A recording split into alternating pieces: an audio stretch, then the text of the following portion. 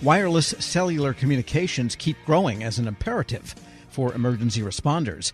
The Homeland Security Department's Science and Technology Directorate has an ongoing research program for development of cellular. For details, I spoke with the technology manager for the Science and Technology Communications and Networking Technology Center, Sridhar Kowdley. Here's an excerpt. One of the things that we're looking at consistently and constantly is, since we are the research arm for DHS as well as first responders nationwide, we focus on communication systems.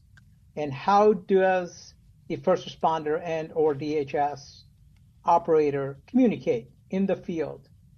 Because we continually rely more and more on communications and the ability to send data, not just voice, even though voice is still a primary killer app for us.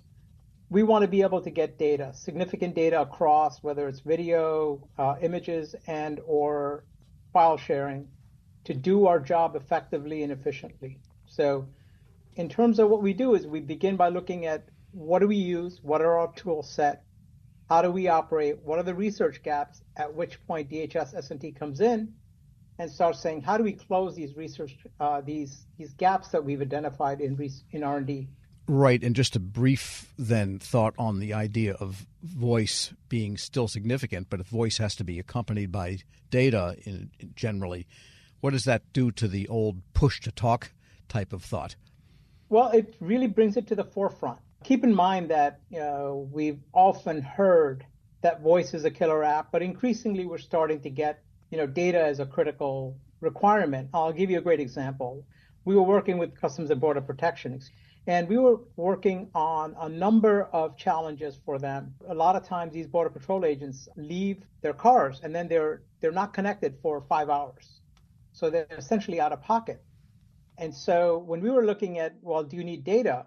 Do you need other information? There was a young Border Patrol agent who had just joined and said, you know what? We've got a lot of ultralights flying into the country. We want to be able to get tail numbers. We want to get images of it. We want to know where they've been, where we saw them. So this is critical information for us in terms of trying to understand, that type of requirement in terms of pushing data. Increasingly with first responders and fire teams, you want to go into a building. We want to know, what is that building? What are the sensors? Are we going into a potential hazmat area? How do you know, right? So yes, voice is still important and it's critical. If I'm hurt, I need help, for first responders or DHS staff to be able to reach out. That's still the killer app. However, increasingly sensor data, IoT devices, other things are going to drive how we approach our mission moving forward. Right. So then you are dealing with multiple file sizes to get right down to it. If it's sensor data, it could be much smaller than a picture or a map of a building or this kind of thing. And also with that means different bandwidth requirements. And how does that all relate to, none of this works by radio frequency. It's all by cellular then, correct? So to a large extent, looking at 3G, 4G, or 5G, we can push data across. Increasingly, we're starting to look and say, well, how do we rely, traditional LMR, land mobile radio is great. They have really high power, large batteries. They communicate at very low bands, but again, they're low band. They carry voice predominantly and very, very limited data. They can send things like location and a few other things, but generally, it's limited to voice. So we're increasingly starting to rely on cellular data for a number of reasons. One is, who doesn't carry a cell phone? Everybody does. Increasingly starting to play a bigger role in what we do. So we are starting to look at the use of cellular data and information for doing our mission. And increasingly, technology is ramping up. It's becoming more available to us, specifically with our great partner in commerce, FirstNet. FirstNet is now, they have a partnership with AT&T providing, mission critical or mission grade, public safety grade communications. The other carriers are coming along as well, but we cannot rely on a single network, regardless of how resilient or or good it is, you have to be able to be flexible and resilient. And one of the things that we look for is high resiliency, because the comms cannot fail. We have to be able to provide comms and information, regardless of what file size or any of those things. That connectivity should be always there and available, so that we can do our mission effectively and safely. Because ultimately, our mission is to save property, save people, do our critical mission at the actual edge of the network. Sure. And you also mentioned that who doesn't carry a phone nowadays as a good basis for this. But the phones themselves are more than phones. They're cameras, they're computers, they Sure. have Bluetooth, they have motion sensors and so forth. So it's really, you're looking at them as much for their multimodal data ability as their phone ability. Absolutely. I mean, they are, a toolkit. There are, certainly some capabilities. The internal guts of the phone have tremendous amount of sensors on them. For example, we were looking at the ability, and I think, Apple Watch does this as well, as a great sensor. If you fall down, Apple Watch can automatically call 911 and say, hey, I've fallen down, especially for elderly people, also for if you have a public safety agent who just falls over and the accelerometer within the phone triggers, then you need help.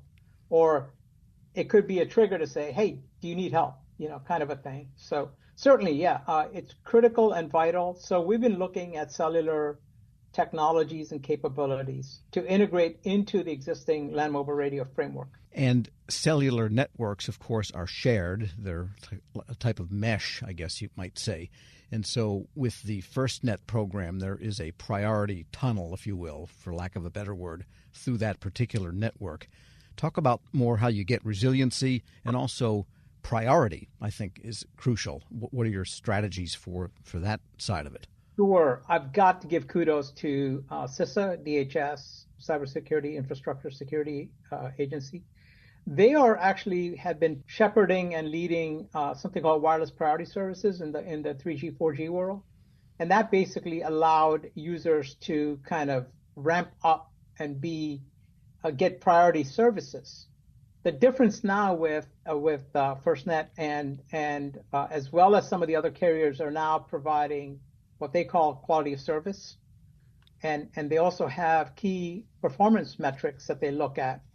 And what they're doing now is prioritizing first responder communications significantly higher, so that if we get into an opportunity where we have something called ruthless preemption. Before, it used to be that I couldn't interrupt you if the channels were busy, but I would get first shot when a channel opened up with wireless priority services. Now, they've actually gotten to the point where they could ratchet down, the public safety, somebody who's streaming Netflix, for example, and give priority to either fire or law enforcement or emergency medical services to give them the bandwidth that they need to do their work. So certainly we've been working with them. CISA's been doing a great job. In fact, they run a number of field trials. They just did one at July 4th at the Washington Mall to take a look at streaming video and how it performs. And they invited all three carriers, all three of the major carriers, to play and get data and feedback to improve that reliability, specifically for public safety. And when that priority is invoked, say, to neck down Junior that's looking at Netflix so that the police and fire operators or FEMA, whoever it might be, can operate, then how does that happen? Is that something that the carrier has to invoke from some command center, or can this happen locally? So there's a couple of metrics and capabilities there, but I mean, in general, if you're a public safety user and you're defined as such, either at the network level as part of your subscription, you're given a certain priority status. Now, what could happen, and you talked about push to talk earlier, the 3GPP standard also allows something called mission critical services, which is not only push to talk, but it is sort of high prioritized video and text and other services that the standard allows. And what that does is it actually ties into the network core itself. So the network automatically makes decisions to say, hey, Here's a high priority user